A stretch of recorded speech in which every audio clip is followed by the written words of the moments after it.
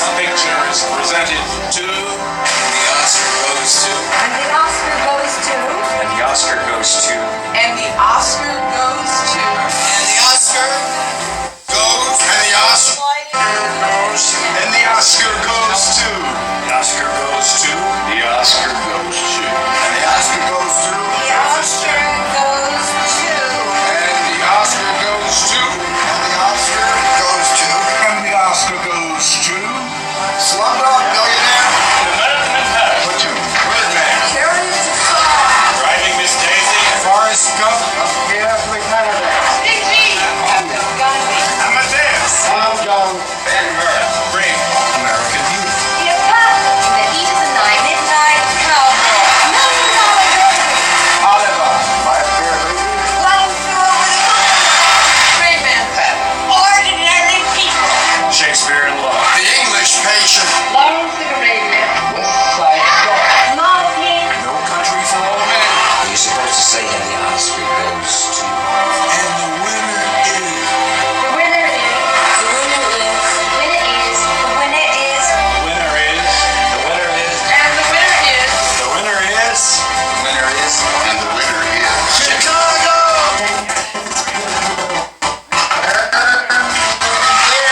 The Deer Hunter. The Rich on the River Kwai. Godfather Part 2. The First One. The Last Emperor. The Silence of the Lambs... The Sound of Music. British Author... Yost. Out of Africa. The Stick... Underwater. And the Oscar goes to... And the Oscar goes to... And the Oscar goes to... And the Oscar goes to... The Oscar goes to... And the Oscar goes to... Gladiator. Kramer versus Crash. The Lord of the Rings, The Return of the King. Crash. Annie Hall. Departure. Rocky. Unforgiven. The French Connection. Fargo. Titanic. Spotlight. All the things that All About Eve. Around the World... The King's Speech. Schindler's List. 12 Years a Slave. A Beautiful Mind. And the Oscar goes to... I like Mexican What? Is this funny? Oh, okay. It's such an honor to present this next award. The five men... I'm still working. The five men nominated in this category delivered...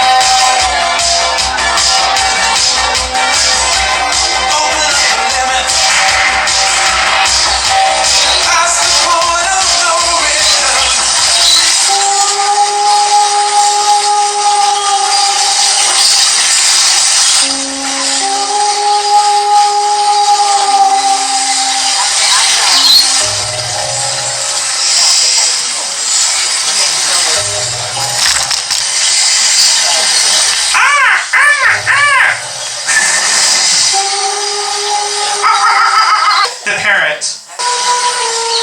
The birdcage sang tropically underneath the white sheet, draping the mystery. The cage sang festively. The voice rang through the drug lord's estate like mariachi, a serenading symphony. Some cocaine on the table was being weighed digitally. Cocaine from the Dylan face Christmas Eve. Sit, stay, sniff with me, he said, in a high-pitched and gimmicky, I'm rich in villainy! Why riff of soliloquy? Is this guy trying to mimic me? He thought, Diablo, what a humility. That's rush inside the vicinity, Parakeet hides in the sheets, quiet as a peep. Find the key! Find the key! Find the key! Find the key! Nanny! Nanny! Nanny! Nanny! The parrot went on like a tangent. The interrogator offered Parrot a cigarette. Parrot kindly accepted. Pecking the ashes, more grams than sand, said the broadcaster outside the Mexican mansion. Captured, trying to flee the scene, out of his window, arrested in his nest, netted and bugged. Parrot sings in the spotlight in elegant fashion.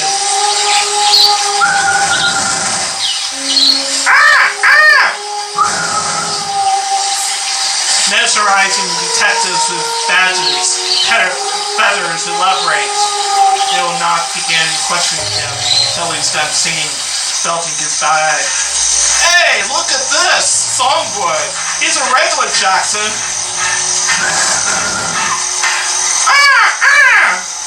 Says the captain, impressed with the dancing parrot, recaps everything he's ever heard. Or saw. And just a couple of questions for the talking parrot. How does he know how much as he does? He knows all the cousins, all the mothers, all the brothers, the sons. What they talk to, customs, the drugs, the hog. What is your connection's name? Parrot flutters, flustering. Fluff! Fluff?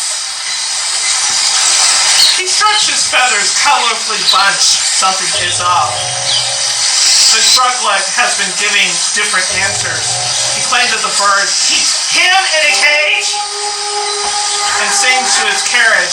According to the kingpin, the parrot is the one that gives the answers.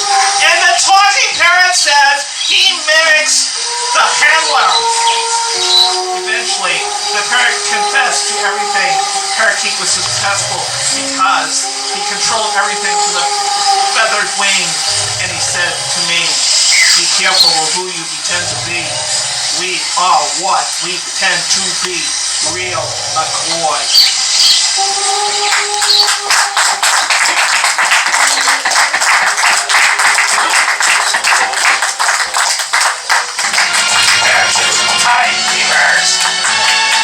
Thank you for that.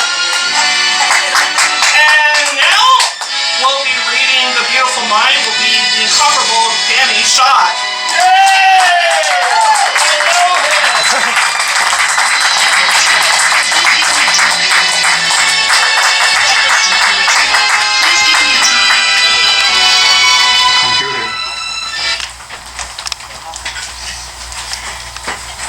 Beautiful Mind without a single check. by Maslow. Poetry. Please give me a topic. Custom poetry. Please give. Welcome to custom poetry. Please give me a topic. Computer. Mental blockages beyond the temple's cognitive central operatives intrude on your mind. A veil of mystery dipped in serendipity, the veil and its affinity for secluding your mind. Dumbfounded, drooping the mind. Spear gun mounted, harpooning the mind, canoeing through my mind without scuba gear into the lagoon of your mind. Abstract thinking obtrudes from the mind. Zoom in on my illuminated mind. Say vamoose to your mind, shooing your mind away, losing your mind. Voice recognition, search engine, birth certificate, Googled my mind, critics ridiculing my mind. Great spirits often encounter violent opposition from mediocre, mutable minds. Imagery tattooing your mind, adding fuel to the fire, refueling the mind. What happens when the unstoppable force meets an immovable mind? Washing my hair, shampooing my mind, clogging my ears. It's not what you hear. I'm soundproofing your mind. I got rockets and spears. My platoon's on my mind. My oxygen's clear, and now the moon's on my mind. Love poems fuzzy, the moment canoodle with your mind. Subdue your mind. while I review your mind, interview your mind, pollute your mind. Stooping to my mind's level is like roofing your mind, child-proofing your mind, cocooning your mind, until my thoughts incubate in the womb of your mind. Artificial intelligence in the pursuit of your mind. Quartz crystal, the portal signals. Walk in whimsical whoosh through the mind. Hit snooze on your mind. Thanksgiving stewing on my mind. Turkey thermometer juicing on my mind. Garnishes sprucing up my mind. I'm drooling from my mind. Hot air ballooning your mind to the palace of thoughts until you're aloof in your mind. Parachute to your mind. And just below you, oh you, maneuvering mind. You are using your mind. Use your mind to imagine coffee. Let it brew in your mind. Wake up and smell the flowers. Let it bloom in your mind. This is a spoof of the mind. I'm really just my brain marooning as my mind. Skewing your mind. Confusing your mind. Renewing your mind until you're undisputably mine. Thinking up punchlines. Bruising my mind. Hardcore drugs. Pruning my mind. There's no fooling my mind. The cue for my mind is to unscrew so that you may chew on my mind. Spooking the mind, amusing the mind, wooing the mind, looping your mind, doodling my mind, diluting your mind. Who's in your mind after you? Rebooting your mind. Who's in their right mind? The creative, empathic, intuitive side. I think fuck the police, like Ice Cube in the mind. Speakers booming as they shoot in my mind. Lying in a red pool is my mind. My mind schmooze, the canine go woof in my mind. I go on long runs and listen to Nike windbreakers swish in my mind. The wheels in my head are spinning, but the wheels need to be trued in my mind. I'm gluing my mind together, fine-tuning my mind, improving the mind, who's rooting for whose mind. What kind of mood is your mind in when your time comes to dispute with the minds, loot our minds, travel our train of thoughts, communicate with our commuting mind. Soon all this will elude your beautiful mind.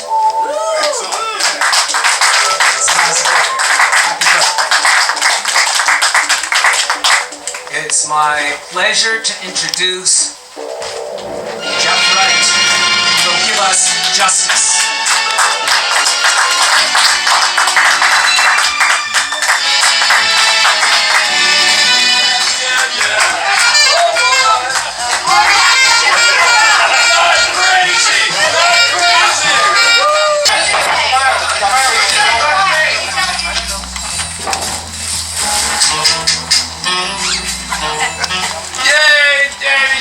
Our savior.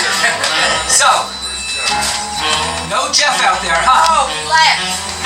So, let's bring up Big Mike. Come on, let's hear it for Big Mike.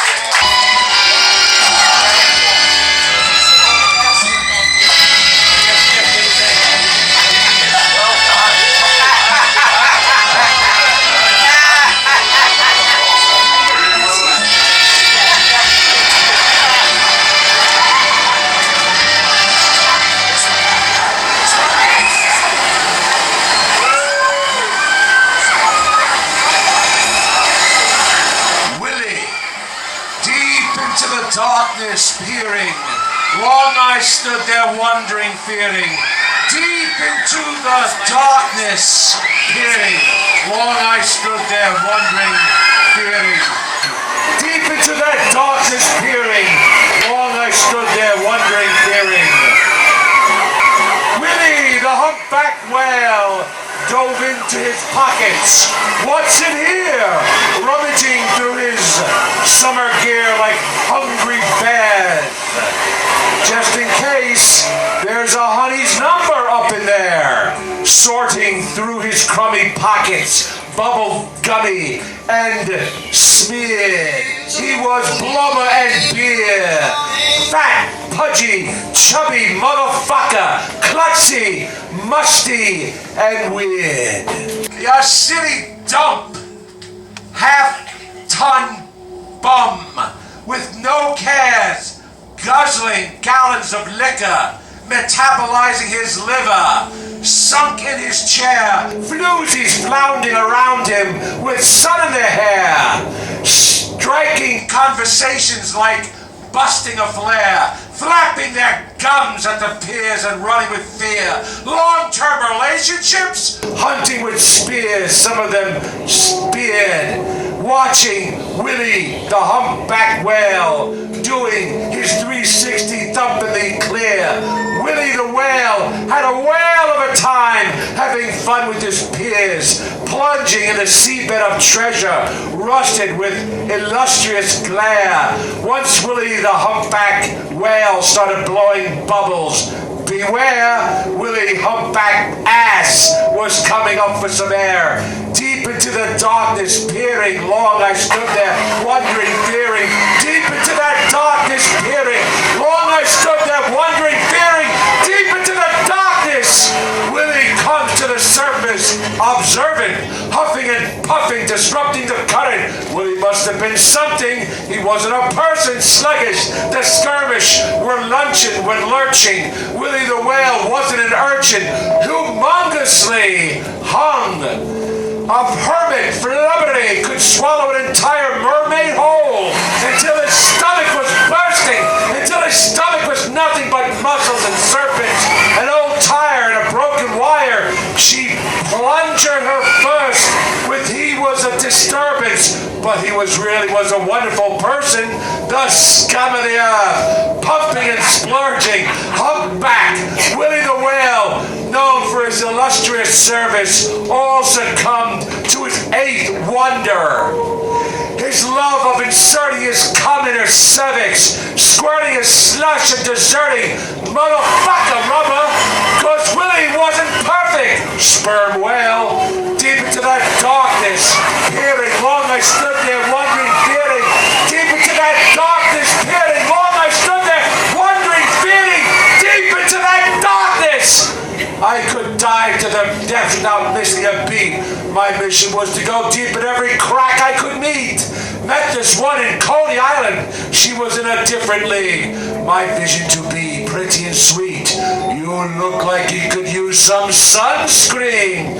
Smothered her with cream. Saltwater waves said, come on, take a dip in the breeze. I'd be like, that's the new fit. My dick is obese. And she'd swim to me, spinning her fin for speed. Slim and shimmering sleek.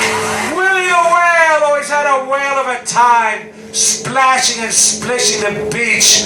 The sun has set amidst the mystique. You ever been to Red Lobster? I said. Oh, the shrimp you could eat. You just kissed me on this reef, she said. The fisherman's hat flew off and floated by us, but it didn't reach. I had my willy out under the water, and she didn't see. Slippery, slipped it in her, and she bit me with 6 rows of teeth and got out of the water, dripping disease. Willie, breathe, you have HIV. This isn't a dream. Willie flipped out and killed every fish in the sea. Deep into the darkest pit, long I stood there wondering, fearing, the killer whale.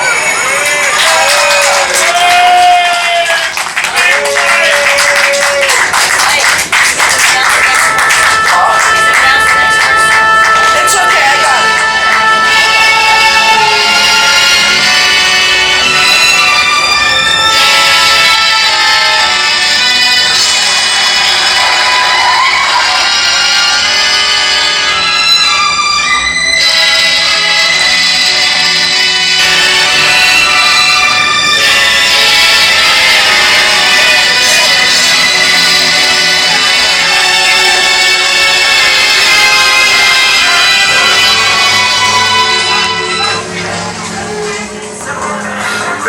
Everybody's got to watch everybody else.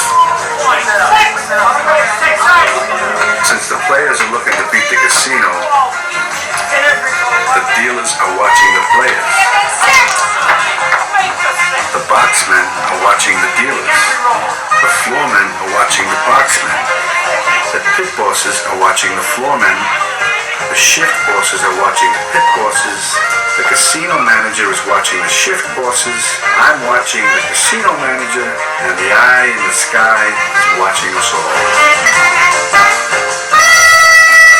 This is Trouble in Paradise by place your bets. Tells y'all ready. I says, push all the chips across with both of my hands. 40 grand into the table's unstable center. The man demanded the remaining players to make their wages. For God's sakes, place your bets, sir. As I grew impatient with splendor, beige and polyester, with faded letters, I had on my favorite smoking jacket. Champagne spraying and wetting everybody on the table, in the face, in a distasteful display of displeasure. Cowboy took off his hat, wringing it out and rang the leather. And he flipped everybody off with the middle finger in a graceless gesture. The table became a damp, green, fabricated texture, which weighed the dice down, which delayed our endeavors. A section of the table had to be roped off to dry while we waited for inspectors because the table was wet with champagne, evaporated in seconds. Finally, the board was played. Dice hitting the wall at different angles. Everybody estimating their vengeance. A swanky dresser at the end of the table. And he's playing the tenacious aggressor as snake-eye dice bounced off the wall, bounced off the board. More and more and more players surrendered. Player after player. It was his night. It was his hand. Simply put, sensationality stellar. Dice. Dice hitting like earth. Dice hitting like earthquake and tremors. And some strange fella entered the game late. Some strange fella. He needed a basic refresher. After explaining the rules of the game to this strange fella, he passed out. Had to be taken off on a stretcher. While this distraction was happening, I reached into my smoking jacket pocket. Shameless and clever, all the commotion had the attention of the surveillance detector. The man planned a fake heart attack, and he was about to be compensated later. But he got paid never. Cowboy complained about the delay to the waitress, the waiter, the vendor, basically whoever an instigating meddler. Cowboy cooled it and order was restored. Cowboy swore at the board with an outrageous temper. Ace, deuce, easy 4, fever 5, dice flew. Flying out in a contagious trifecta, shaking the dice up in his lucky hand like a vibrating blender. Shake, shake, shake, shake, shake. The more shaking, the better. Premeditated and measured. 20 G's, Cowboy said over the anticipating hecklers, appraising investors and bank collectors. The man signaled something was up to the station teller. Decorated and checking dice. 100,000, I said, raising the stakes. At the casino agent member, grabbed the dice right out of my hand. Shaven and denser. Right as I was gonna roll them, they gave me a lecture. I said to him, partner, if you're thinking about collecting, well, I wouldn't bank on it, fella.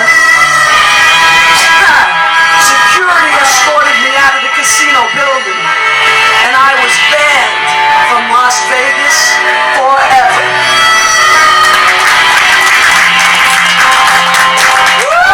Now I'd like to introduce Dorothy Friedman doing Pagoda.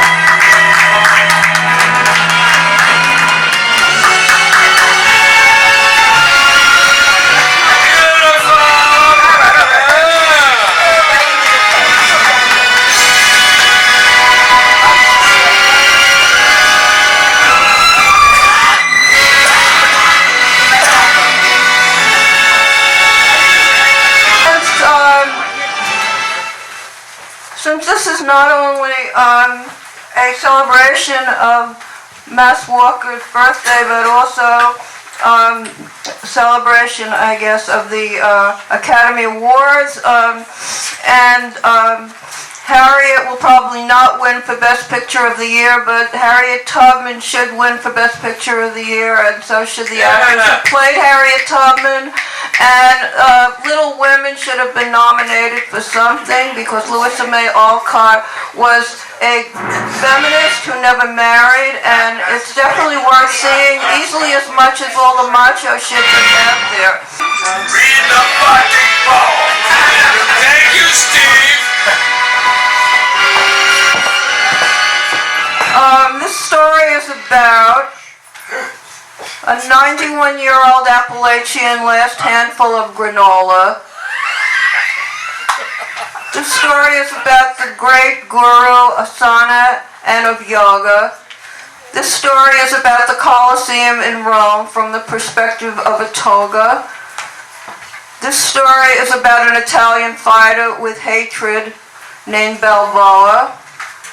This story is about a bucket of ice and a lifelong friendship with some beer named Corona. This story is about when I woke up and while I was walking out of a coma. This story is about my obsession with the flat flavor of a decarbonated soda. This story is about the time.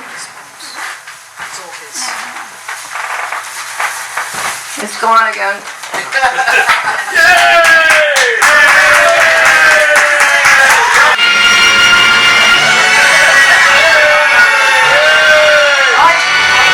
This is on the cusp.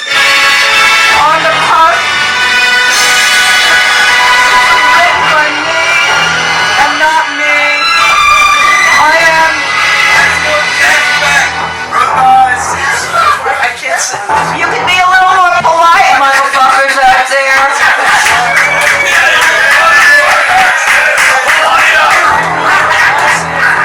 Your rudeness is duly noted.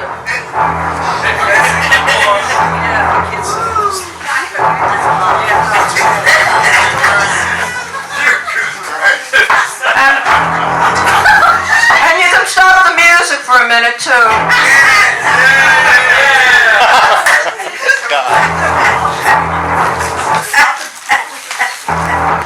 And since Moss said he was in some way inspired to write that poem by my poetry, I thought that this was probably what he was inspired by. But if you don't shut the music down, it will not be as good.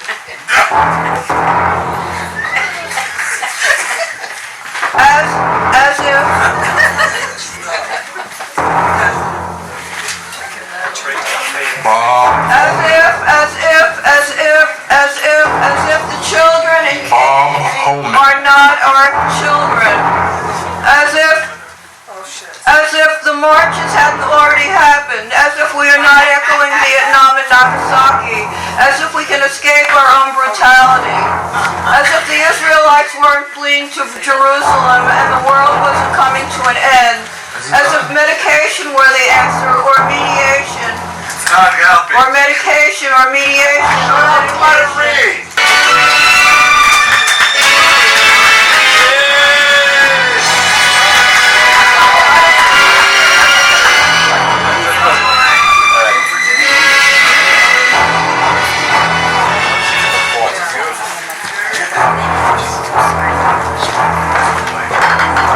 You are very brave. We love you.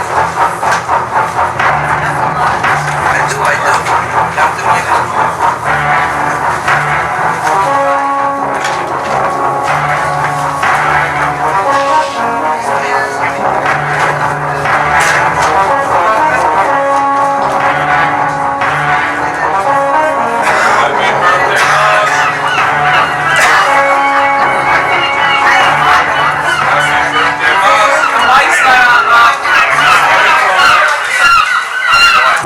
The mic on.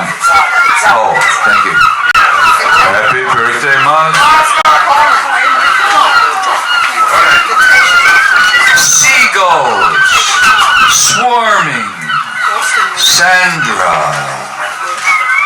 as she throws bread in the air without a care in the world. Hyperbirds swirling above her head in a beautiful frenzy that spun her dizzy until she embarrassingly hurled. Sandra's parents observe her hurling from chairs in the turf, prepared to go get her, pale with concern.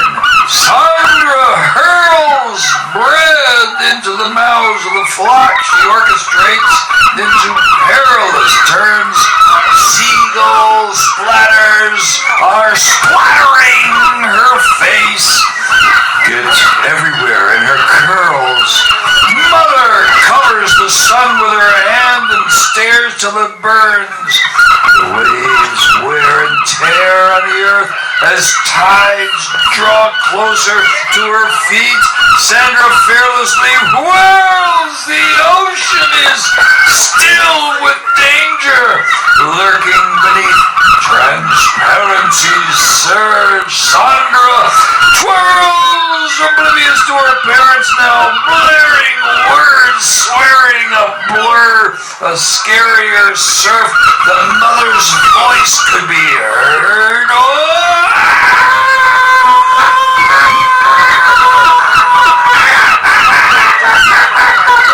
The seashells like aquarium urns. Seagulls flapping their wings as your worst nightmare unfurls. Sandra, hearing impaired, mother's clarity, stern ear erosion from sea salt and bird shit that churned her ear to a murmur. Lifeguard hurrying off the chair, firing flares and spurts. Helicopter hovering above the seagulls. Flailing submerged volleyball, impaled from the berserk shrieking of parents, screaming, apparently learning the welfare of their child for a quarter square mile. Beware and alert! Sandra is somewhere in the surf! Her sandals emerge! The underwater ruckus chips, coral, kraken, shellfish as our cameras stirred. The award goes to... Share in the search. Pretend you're the parents of this girl.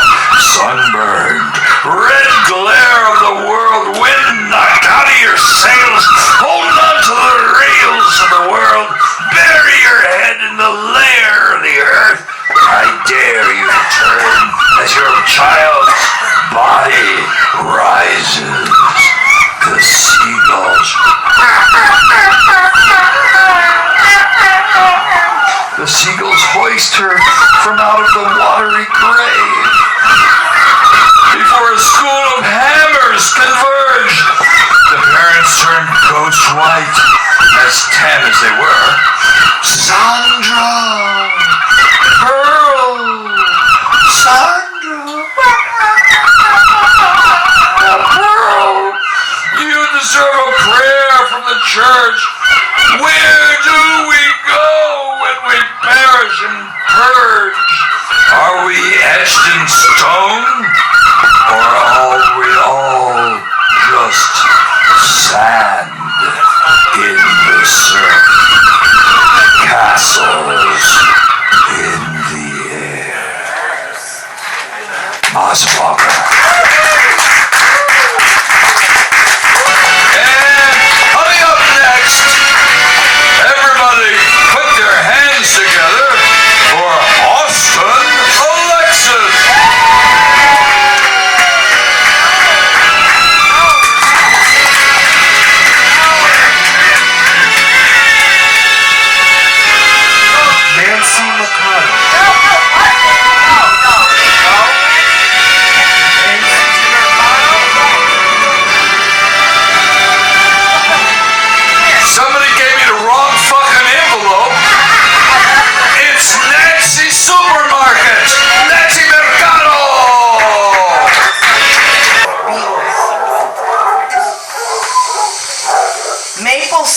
oozed from my father's canteen on top of a mountain of pancakes. The chimney carried the aroma through the drowsy valley that surrounded the landscape. A beer of brothers yawning, burly, grizzled, and groggily, making sounds like a bear makes. Coffee is ground into a man-made mini oil spill, a fountain from her fan blades. Mother and her cubs toss and turn down in the spare caves while the hounds wait, howling in serenade. The fly fisherman's laurel skimming, ripping into the mouth of a trout of 7 shades. The butterfly drifts with finesse and grace around in and out of the November rays. The sparrow barrels in and pounds the suspenseful space, penetrating, weighing less than an ounce of aggression and rage. These trees are 70 to 80 years old in this adolescent stage. They are at an evanescent age, susceptible to this tiny insect which has spread the plague. Swarming clouds of insects prey upon these trees like they are being drowned in pepper spray. This insect wipes out several acres every day, from the Appalachians to the Aspens to the Everglades. It isn't getting cold enough to kill this insect, who survives the milder winter weather temperature change, the same size as a grain of rice. This insect embeds its fangs with a deadly strain filled with glycol, nature's antifreeze. It leaves a blue-telling stain epidemic. Once largely protected from the insect because of altitude shelter, the fate of these trees are nearing extinction. In large proportions of this nether range, with catastrophic fires meet torrential rains, our forest grows at an exponential rate. Seeing an entire mountainside embezzled in flames from the ledge of a plain, the scent of resinous haze, the forest floor inheritably drained, like steam rising from a mop bucket, like a couple of capfuls of pine saw, chemical vapors. Our ecosystem cleanses itself of the insect's skeletal frame. If a tree falls in the forest and no one is around to hear it, does it still make a sound? Does it not register? Wait.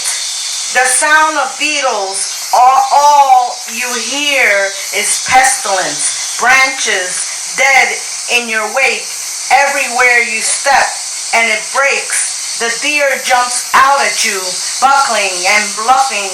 It gently escapes. Nestled in the face of the tree, the beetle gorges to its stomach's content and decays. A little bit of oxygen in the room was just swept away, kept encased. Take your deep breath. You're safe. If you wander out into the forest, you may never be found. Better stay. The nearest town is 20 miles away. They say they can still hear our dogs barking on a clear February day. Next up is Erik Richmond reading Gladiator by Magness.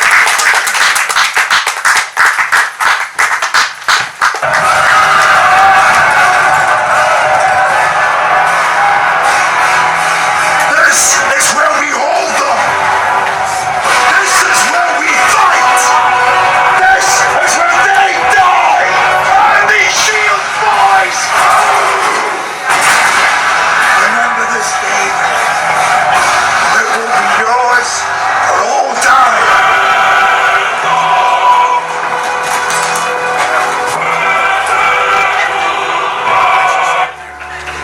Are you not entertained?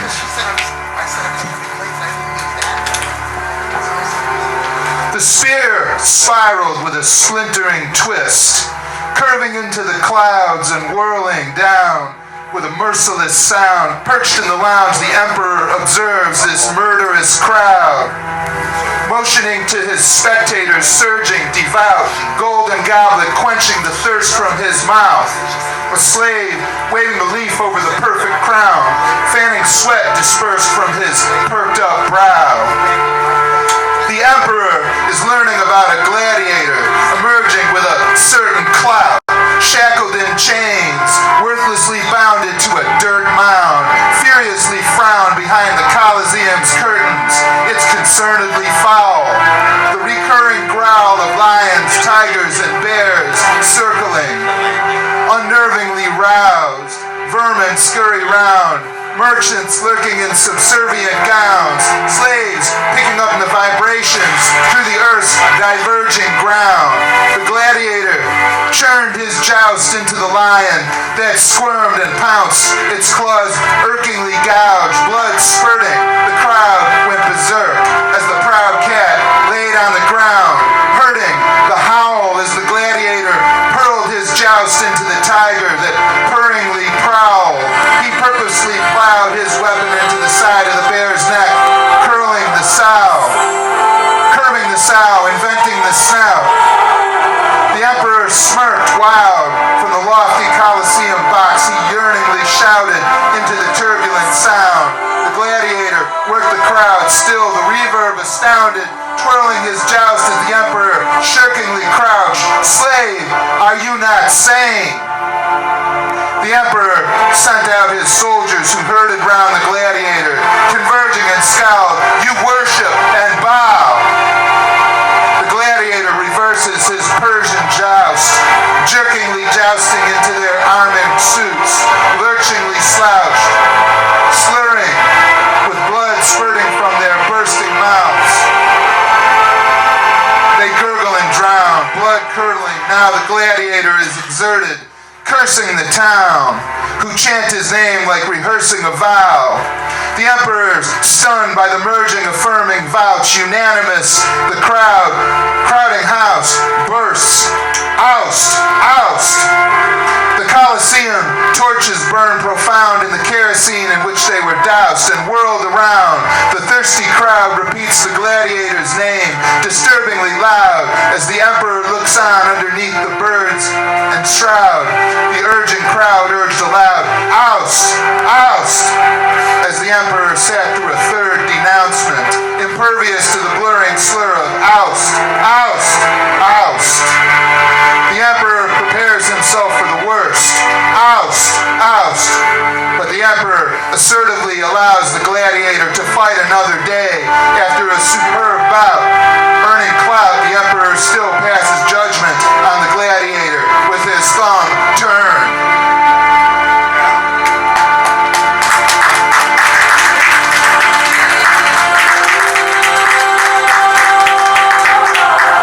And now please welcome Juneau, who's going to read Colossal.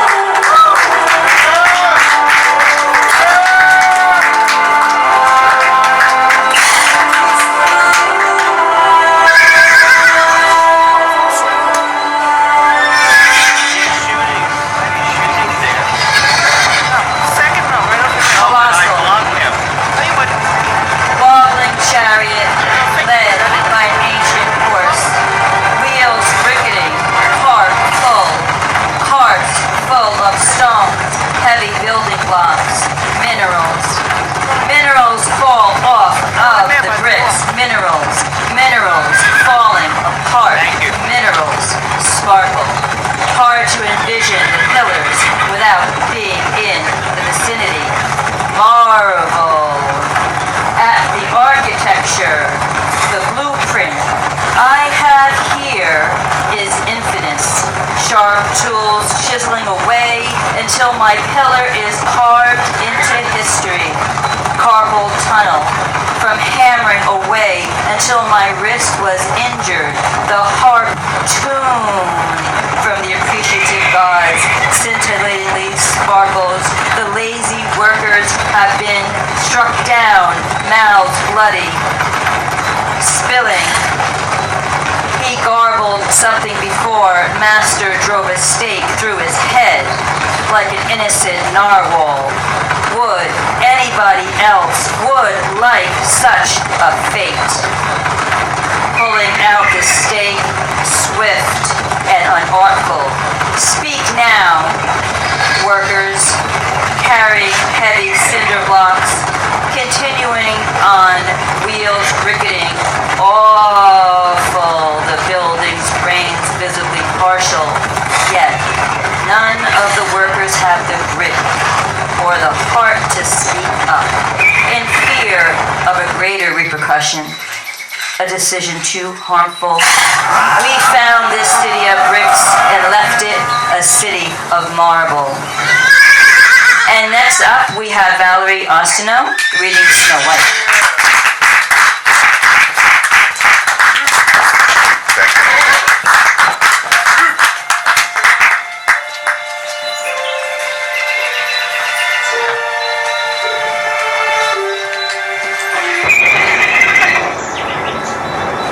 Snow White and the Seven Dwarfs.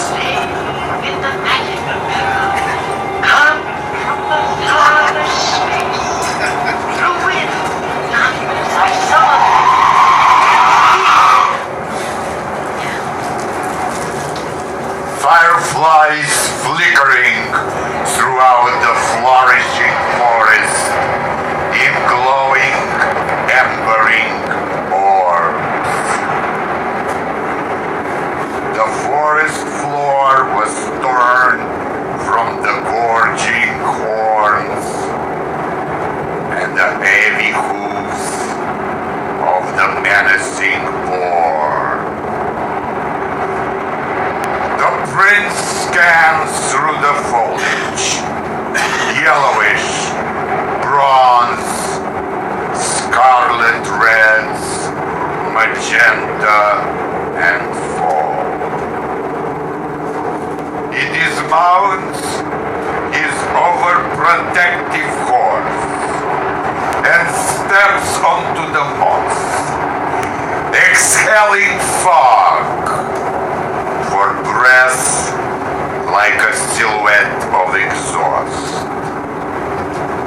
Meanwhile, back in the cabin, there is this sound of celestial yawn. A princess awakening, her mouth stretching with awe. Waking up, surrounded by dozens of little people, running errands, paying her no attention. Twilight reflects from the shore. The prince refers to his compass, a tiny, wobbly arrow directing him north. They travel until they stumble upon a tiny hole. Smoke billows from the chimney, swirling with cinnamon and peppermint swarms. The picture temporarily distorts. The prince approaches the property with psychedelic allure into a magnetic warp. The windows melt from the outside, looking in, as condensation drips with benevolent worms. The horses are startled by the descendants of stork with shreddering squawks. The wicked witch plots from her castle telepathically with a crystal meddling ball. Who is the fairest of them all? She begs of the mirror that it sets on a wall. Compliments a adoringly, acceptingly pouring out of the reflection, cementing her flaws.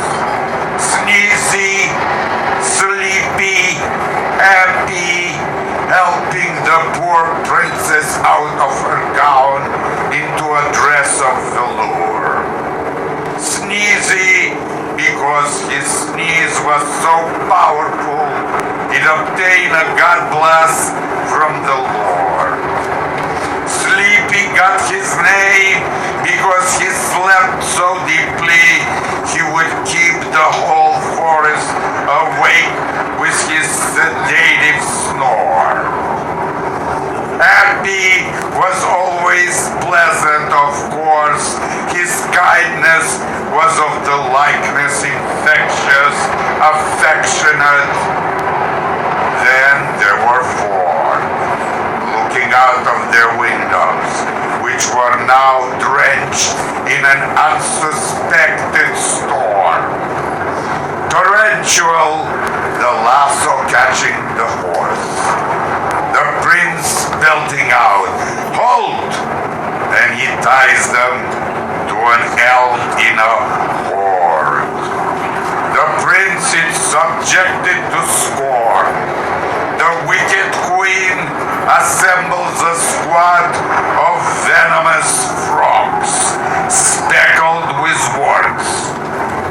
Grumpy runs to the princess, frowned expression. He darts over to the princess, softly he caresses her arm. He gently alarms her as a sulking wind, grouchily ill-tempered huffs against the door. Bashful blushes as the winds redden him raw. He closes the heavy door. Timidly, he withdrawingly warns the others of the giant man standing outside, wet on their porch. The prince scolds his man with a hesitant, hoarse voice as the shadow creeps toward the door. Lenses with a professor sought. Dog opens the door with his spectacles off, wiping them off with a delicate cloth. The prince appears like a peasant to him, disheveled and lost. As Dopey tries to shut the door, it is interjectably caught. The wicked queen enters the portal, but is denied access to the realm of Morph. She dwells and talks to the mirror that rejects her and ignores her until she is nothing more than an envious whore. The prince walks into the cottage cabin, putting his hat down as the orchestra assembles the score. The legend of Snow White and the Seven Dwarfs.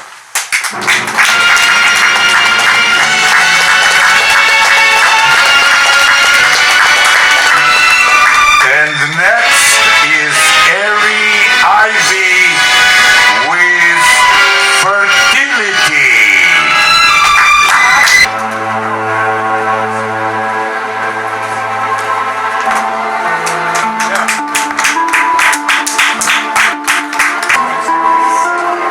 I think he meant to say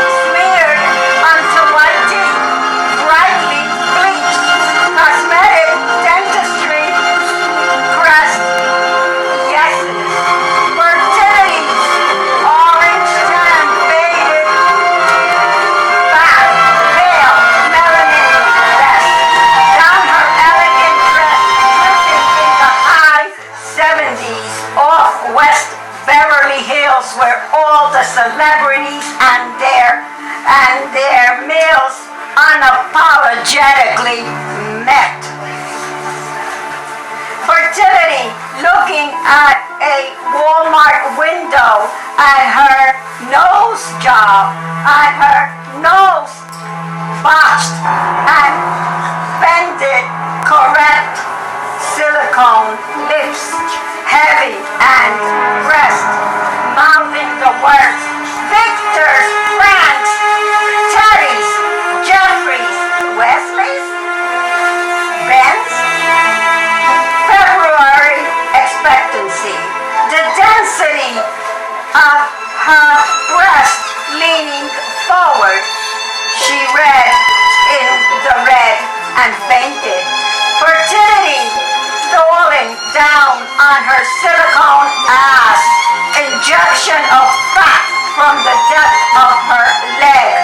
Fertility underwent from her neck to her chest. Millions of dollars worth of surgery. Fertility wanted a kid. First a career. Fertility dreamt of success. Fertility dreamt of having chemistry with them instead. She relentlessly slept around Hollywood, ending up in a Walmart aisle on a integrity quest. It says it detects heredity, and it's 97%. Fertility held the stick with fake nails, fixing her weave, cropping a squat in the parking lot, directly between a Bentley and Lex, chemically guessing, sentimentally spent, devilishly dressed. Fertility steadily wept, breathless and vexed, through the Walmart doors. She eventually left. Blue color contact lenses were red as she went to the desk. I think there's a discrepancy with this, she said with her fake accent and her Yorkie clenched to death. The store clerk shook the stick and said, it's indispensably, incontestably correct. Fertility walked out from Walmart, implants popping like the condom, made a mess of your dress. It's time to prove yourself. You just passed your pregnancy test. Okay. I'll leave it there. The lighting is not, it's like blotchy a little bit. I could only see this way, and even then. Thank you so much. Followed by Mr. Eugene Ring with Trinidad. Eugene, are you back from the room? He was in the bathroom. Where's Eugene Ring? Eugene Ring is next with Trinidad. Are we here? Okay, thank you guys.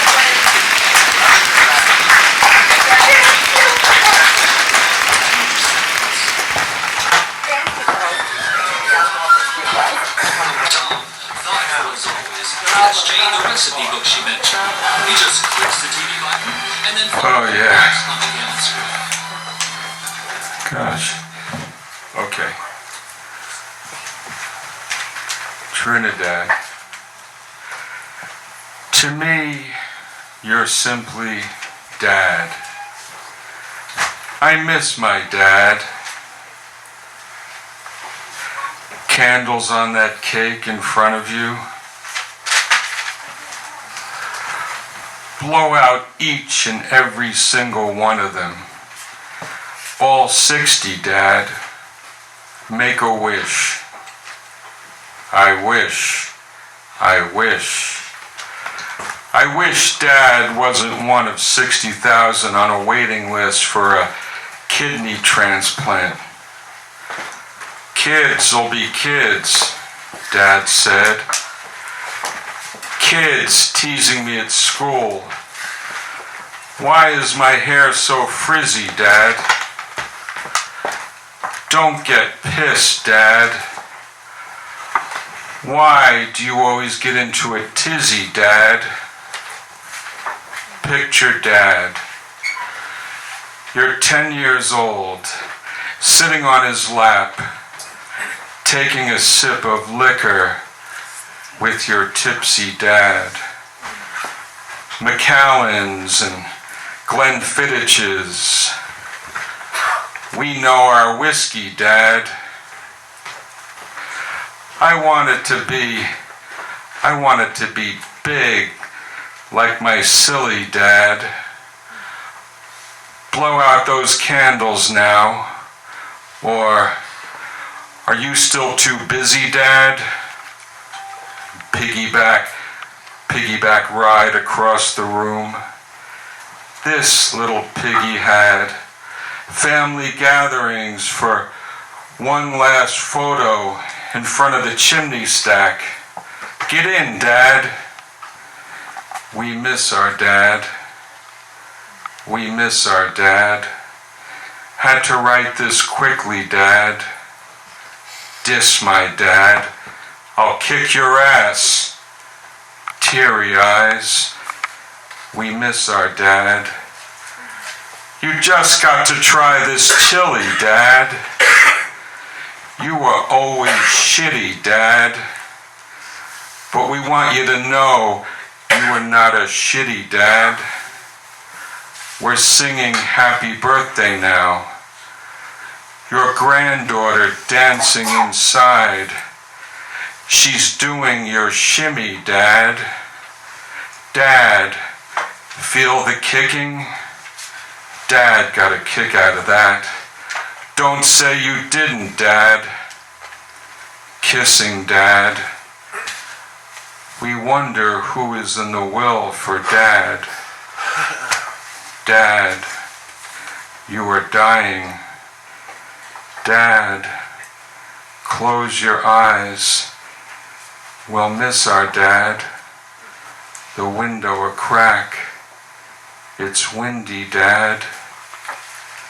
Wait a minute. It's one of your wishes, Dad. They have found an organ donor for you. But the operation will be risky, Dad.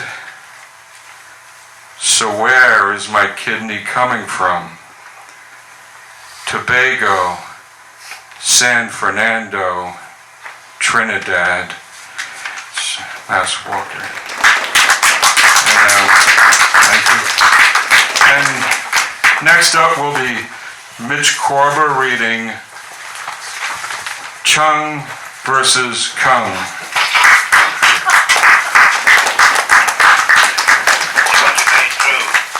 The Shaolin and the Wu-Tang could be dangerous.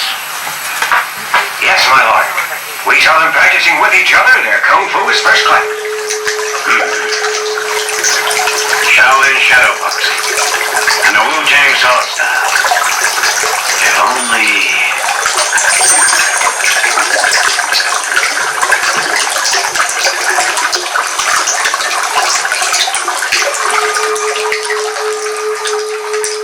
Chung versus Chung. 1271 to 1368 AD. A killer hidden amongst the village's nuns, vindictive and drunk in the temple's courtyard and overrun with ninjas and monks. Lily is crushed by a criminal's crutch, limping up. To the civilian in the white robe, into the bright gold of the shimmering sun, clothed in secrecy. Sacredly stood the villain, Chung, cloaked in drapery unholy and hatefully. Once hidden among the tranquility of the innocent nuns, the village Chung hid his maliciousness from the villagers' hideous, sinister scum, gingerly running through the primitive slum. Vindictive footprints in the ministry's mud. A notorious killer crossing over the forested river, horribly shivered over the bridge with a grin and a grudge. A sack of gold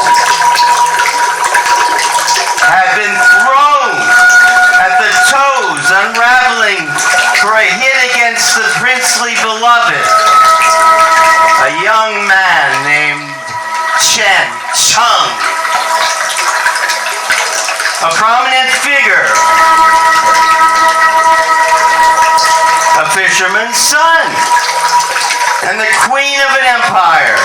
As legend has it, Chung had stolen her heart with a fish called a kisser. A plump, silvery fish with whiskers puckered. The fish's flesh pink as the princess's clitoris nubbed. Smitten she was as the queen invited the charming fisherman over for a chivalrous lunch. Bibs and mugs, insistent on duck. The queen watched the fisherman as he skinned the fish and trimmed his guts. And she got wet like his gilly, slippery clutch. King Kong had been out hunting pigs with muskets in the brush of the countryside.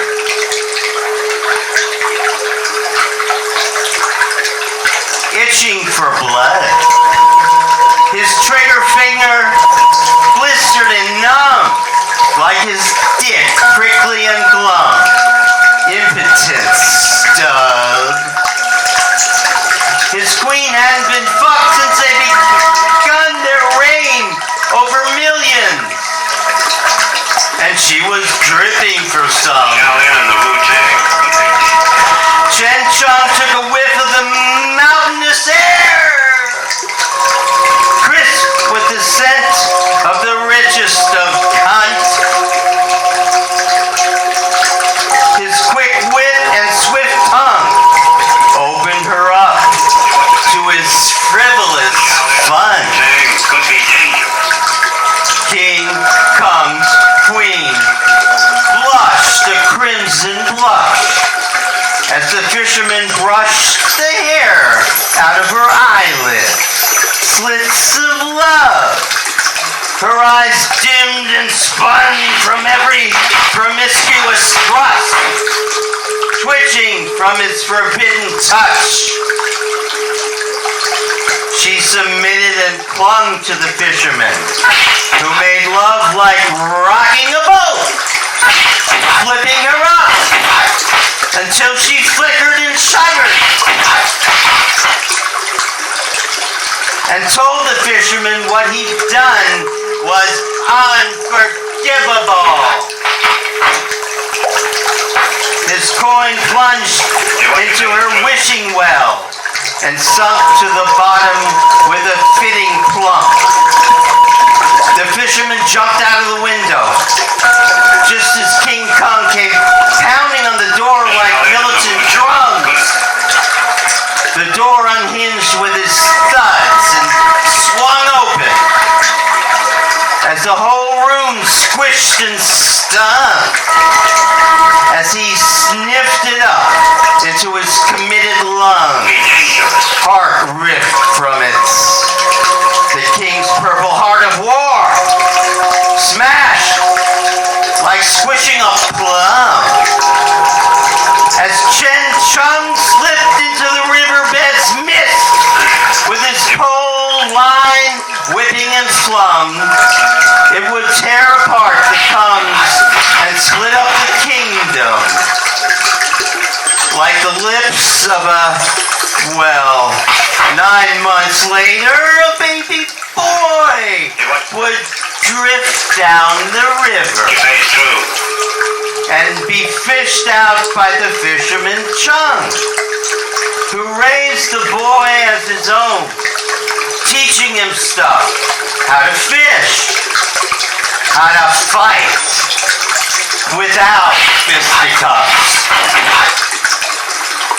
When tripping a nun, causing commotion, lifted up her tunic in the courtyard, mimicked a drunk, inquisitive nun, surrounded King Kong, depicting a religious nun, as he threw the veil over his face, gripped on the pistol, busting at the villagers' huts. The fisherman Chung could hear the melee and would scramble out of his gritty bunk. Yes, my lord. As a kid would run and flying, kick the thug King Kong, the prince would split his lip with a twisting punch and hip toss the wicked nun into the river, spitting blood. Kong rose to his feet, dizzy and stunned, and the kid swiftly flipped him into dung, wincing with liquid gums.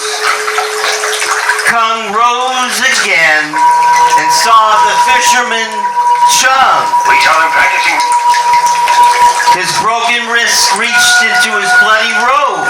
The bullet hissed and rung as it ripped through Chung. And the kid who lunged, King Kong, had tricked the village! If you weren't tricked, you were strung! Out of opium. You were strung on opium.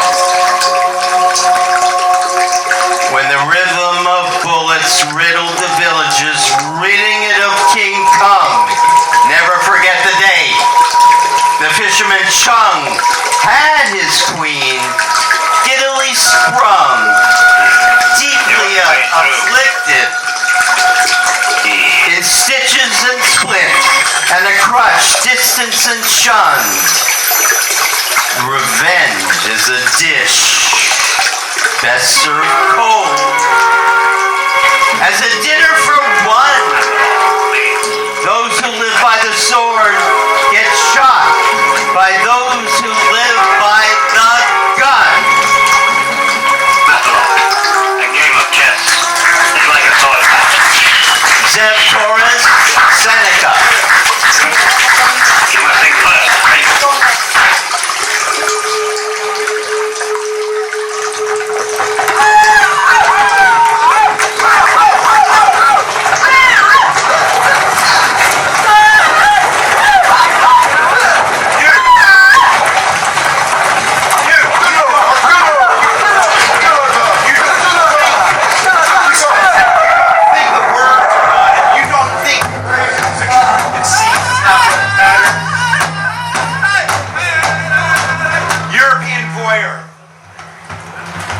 Standing steadfast across the roaring river, foraging through a forest of timbers. We had found the forest dwellers, a tribe of 40 gathering on the riverbank of no currency, the shore of splendor, the poor cleansing the pores, with swarms of fingers pouring water pure, washing their wounds of war, with pitchers, huge leaves that captured the weather. It was August 7th. The The expeditions led us to a remote land north of Avila, mule saddled with swords and porridge and silver. Lush green jungle backdrop, dead gorgeous. Picture the shimmer off the reflective surface of water. Our ancestors' mirror. Rushing along, you're hardly remembered. Mosquitoes bite through the long sleeve of the long sweater. Malaria. Cautious as ever. Cautionary measures. Embarking on endeavors, having found a lodge in the forest swelter. People with no clothes. Torso feathers. Last strand of humankind's dignity found in the wardrobe of settlers. Sun rising over the early morning, children dancing and running in the brown soil, rich with corpses, filtered, fresh with remnants of footprints of back and forth trekkers. Smoke wafts over the forest, off a glorious ember, standing there with our ancestors. The great frontier, invisible line drawn, descended, forgotten.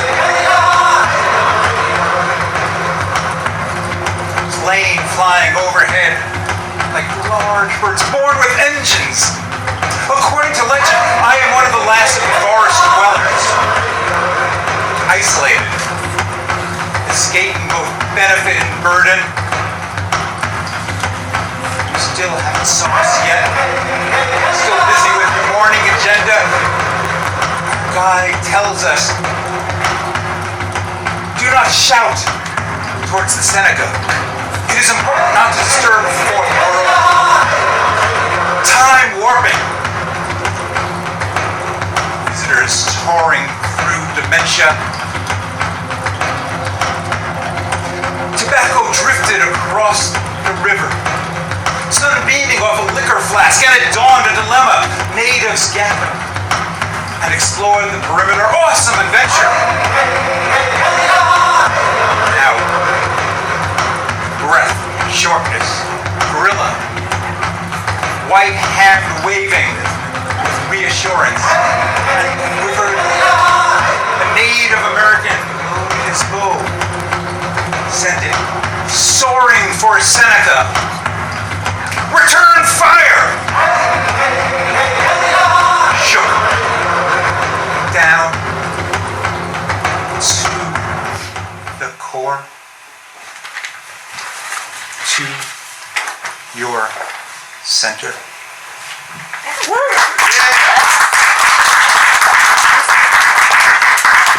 Patricia Carragon, black metal. Light! You will never see the light as the moon rises and the color sacrifices. Magic words are steady and the spell is ready. Now look into my eyes as the color dies.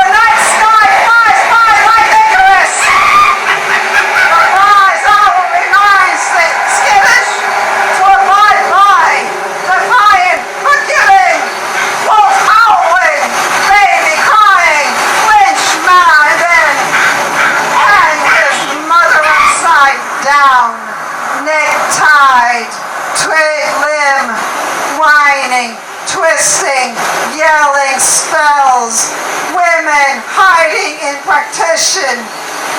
They believe she is a witch. She is a sly and malicious. She is to die this instant. Oracle scrying, mystic, she is lying. Let us cry this witch in the dimness of the oblivion to the chime of the most violentest crickets. Infinite imprisonment is a fitting privilege for a crime that is hideous. The bishop is on the side of the Christians.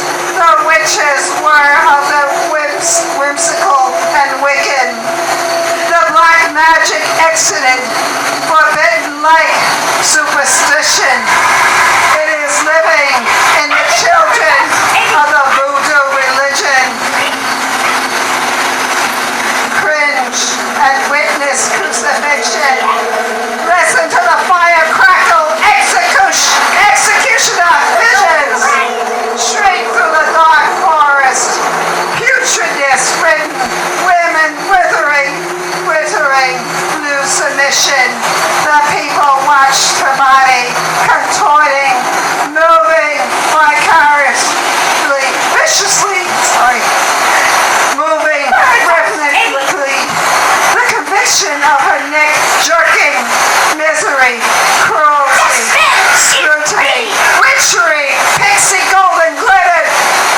He said glee, holy pumpkin jumping, Jehovah Sasha, hickory, little kid. The wizard had enough of the trickery. This witch is simply a victim of eccentricity.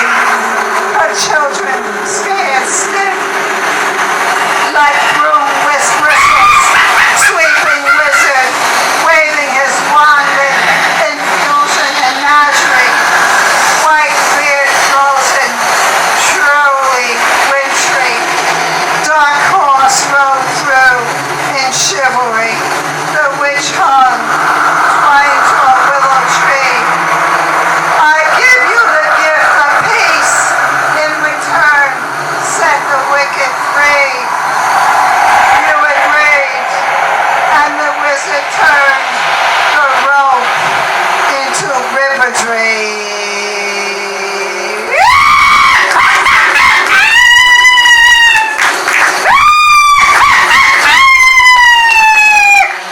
The next victim. Let's welcome Jerry Johnson.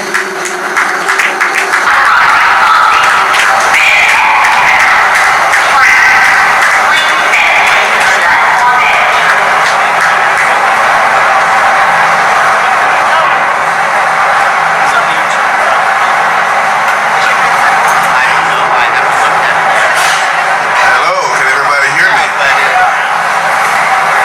First of all, please repeat after me. Happy. Say it louder. Happy. Birthday. Mars. Give Mars a hand, everybody.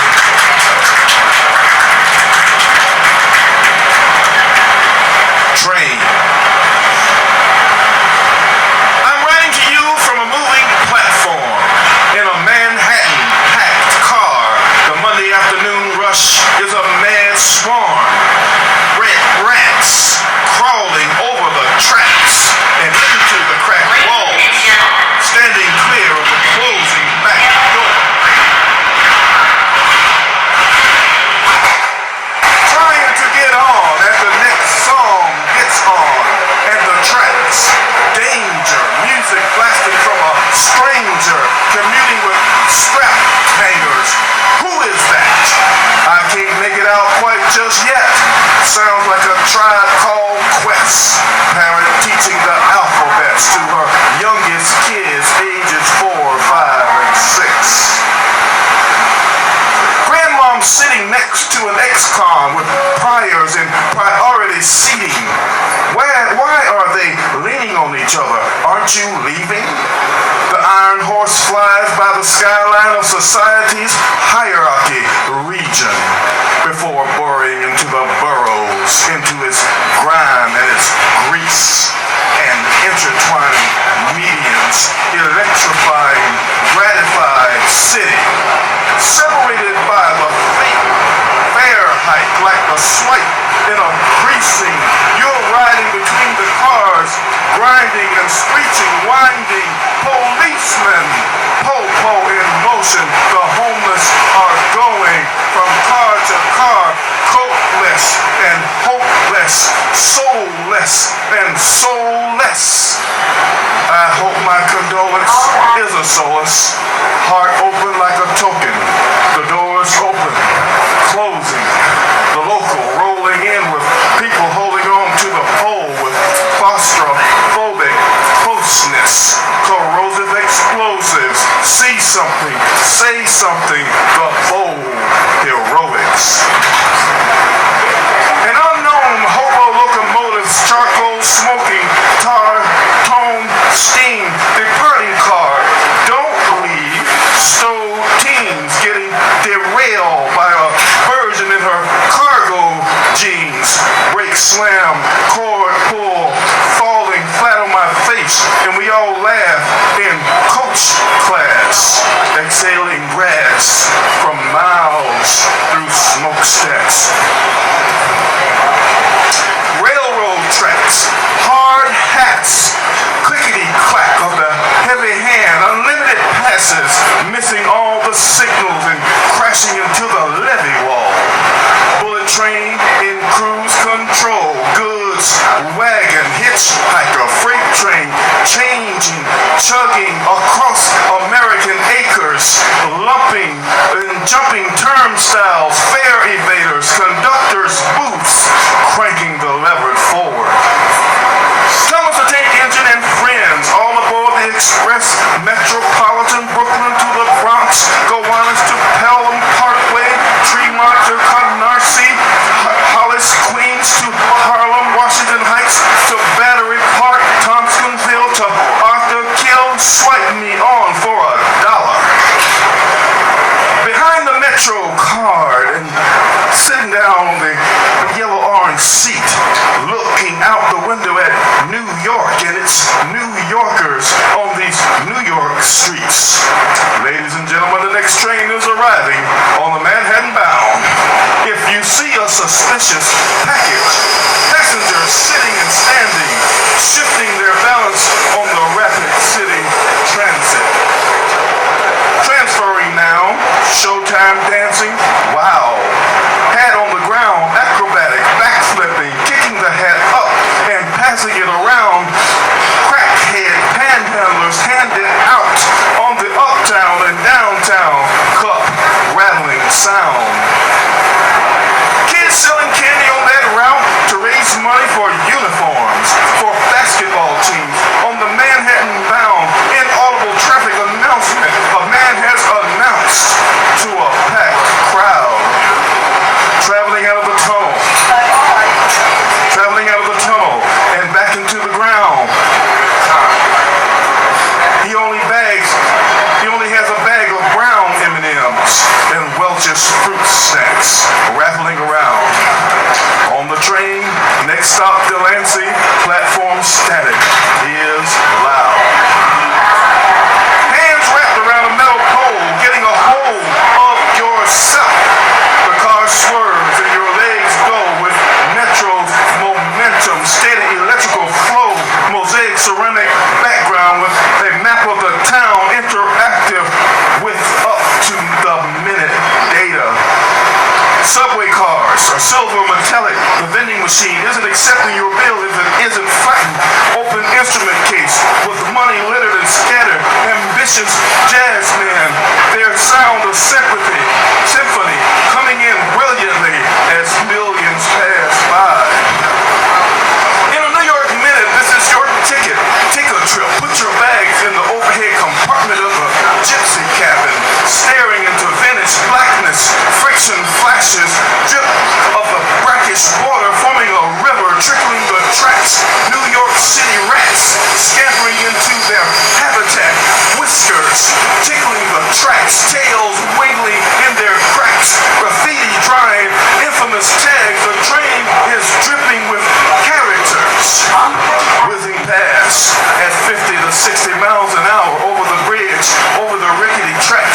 whistling fast. The conductor sticks his head out of the air-conditioned cab into the humidity.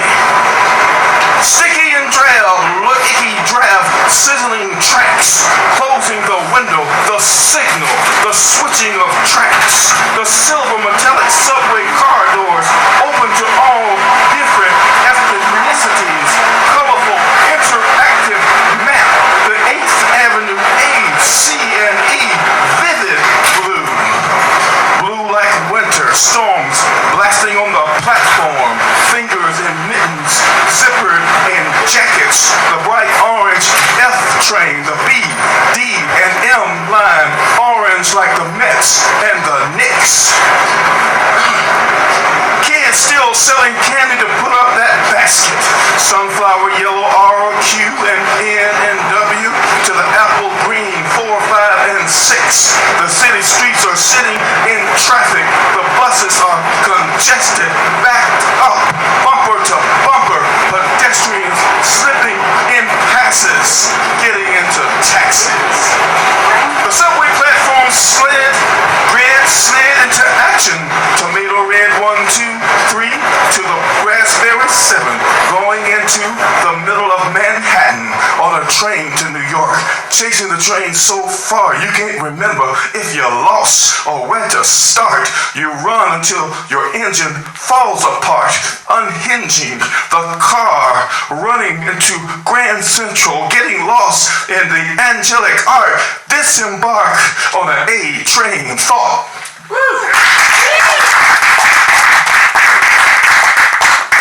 Please join me in welcoming our next poet, the wonderful Puma Perl, reading Anna.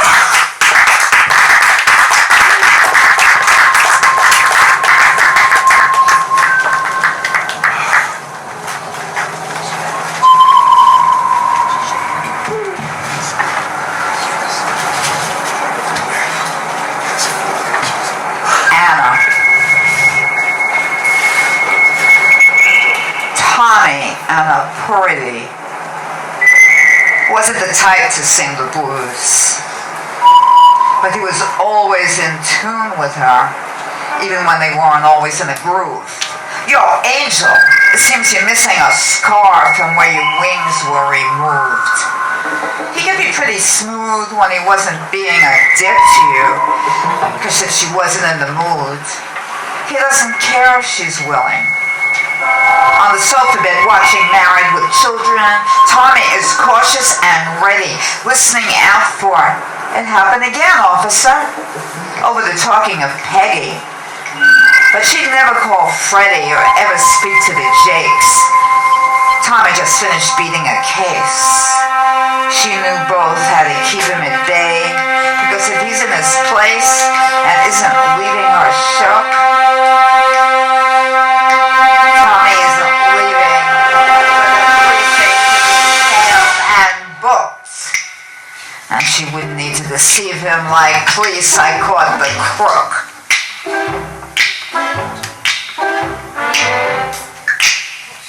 Please hang up. There appears to be a receiver off the hook. Anna.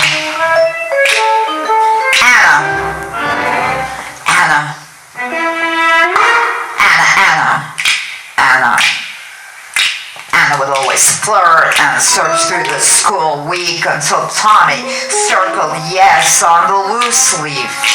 Youthful teens, you see. Before Anna ever cared about mascara or dates, or about braiding her hair in squares or wearing it straight.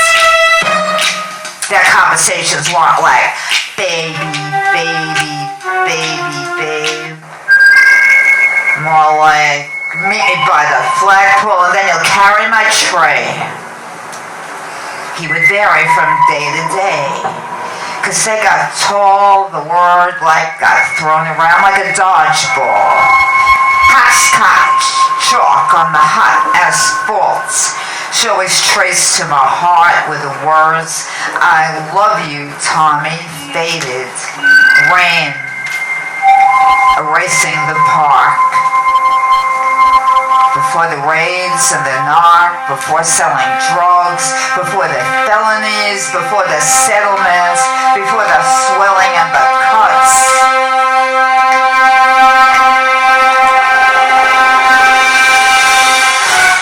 There was an elementary love, you know. The hitting and touching, the ooh, you got the cooties, and then the innocent hugging. And you know, kids, it'll be tough. He ain't saying those words. So Anna was like, fuck that, I ain't saying them first. And I said, days diverged, they faulted. It's your fault, it's your fault. Arguments, they're offs and they're ons, often solving nada without a letter and lipstick. To Cupid, he's stupid. An illegible crimson eventually he'd give in, is what she hoped and she wished. They were like soda and chips. But let's flash forward a bit to a photo tough mom before wrinkled thumbs and bobo sucked on, to a trust gone love song filling the plot, to a tough man once strong. Still on the rocks.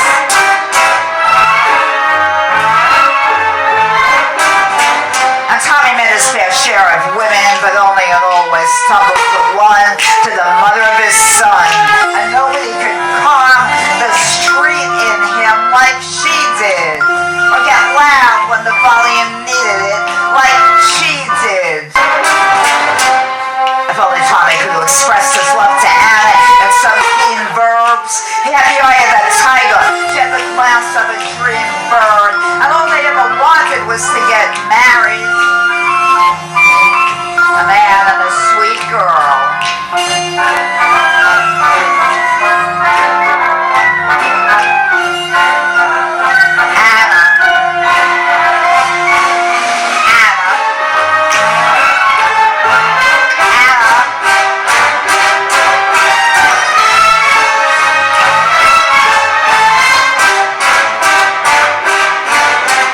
And the chance of these three words, I love you. And next we have David Huberman.